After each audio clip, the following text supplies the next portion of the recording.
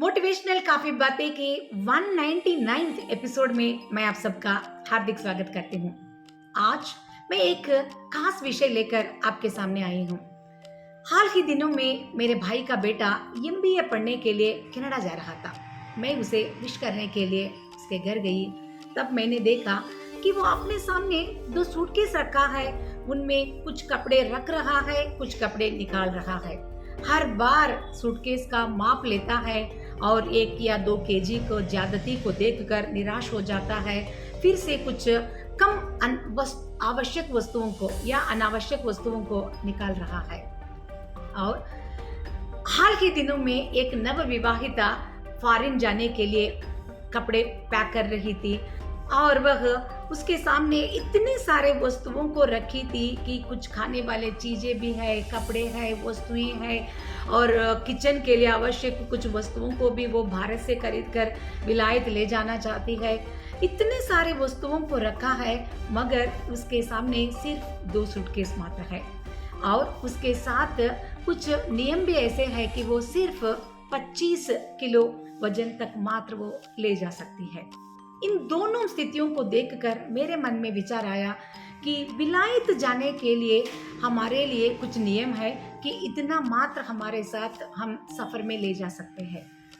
तो हमारे जीवन सफर में हम कितनी वस्तुओं को ले जा सकते हैं कि मतलब ये नहीं कि हमारे पास घर है और वो हमारा निजी घर है तो हम वस्तुओं को अनावश्यक भी हो फिर भी हम इकट्ठा करने लगते हैं और इतना संचयन हो जाता है कि एक दिन हमारे लिए रहने के लिए जगह कम पड़ जाता है। चाहे वो घर हमारा निजी घर हो या किराया घर हो, जितनी कम वस्तुओं को हम हमारे साथ रखते हैं उतना मोर कंफर्टेबल हम महसूस करने लगते हैं। हमारा जीवन भी सुगम रूप से हम चला सकते हैं। तो मुझे लगा और इस बात को और भी डेप्थ में मैं सोचना शुरू कर दिया कि मुझे अनेक ऐसे उदाहरण मेरे सामने आने लगे। हम सब संगीत को बहुत पसंद करते हैं। संगीत में सिर्फ 7 स्वर है, सा रे ग म प ध नि। उनको फिर से हम रेपिटेशन करते हैं, दोबारा आवृत्ति लेकर भी सही इतना सुंदर संगीत का हम संयोजन करते जाते हैं। और कभी कभी एक स्वर से दूसरे स्वर के बीच में जो पॉज हम देते हैं वह भी संगीत के लिए मददगार भी बन जाता है। तो वह पॉज यानी एम्प्टी स्पेस हमारे लिए आवश्यक है।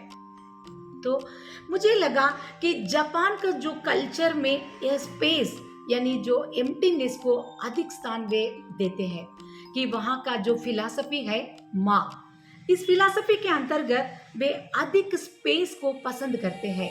कम स्पेस में वे घर बनाना चाहते हैं, ऑफिस बनाना चाहते हैं और माँ के अंतर्गत बहुत बड़ा एक मैदान में बस 2-3 पत्थर दूर दूर में रख देते हैं।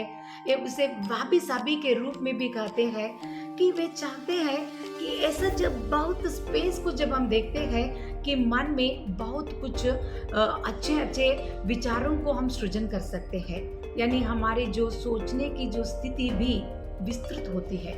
जब हम किचन में जाते हैं बहुत कम बर्तनों के साथ भी सही हम आराम से खाना बना सकते हैं। अनेक अनावश्यक वस्तुओं को बर्तनों को लाकर हम किचन में हो या घर में डंप करते रहते हैं तो हमारे स्पेस को वो ज़्यादा अधिक ग्रहण कर देते हैं और हमारे जो सोचने की स्थिति को वो न्यारो बना देते हैं कि जब हमारा टेबल बहुत क्लीन और ऑर्गेनाइज्ड रहता है तब हमें काम करने का अधिक मन करता है और हमारे गोल्स को एक के बाद एक हम फुलफिल करते हुए आगे बढ़ने के लिए भी पॉसिबिलिटीज अधिक रहते हैं। यही कॉन्सेप्ट को हम व्यक्तियों के साथ भी लागू करके देख सकते हैं कि 2 मित्र या 2 प्रेमी या 2 व्यक्तियों के बीच में संबंध को कम एक्सपेक्टेशंस के साथ और भी हम दृढ़तर बना सकते हैं। लेस इज मोर कॉन्सेप्ट को कभी भी हमें नकारात्मक रूप से नहीं देखना है।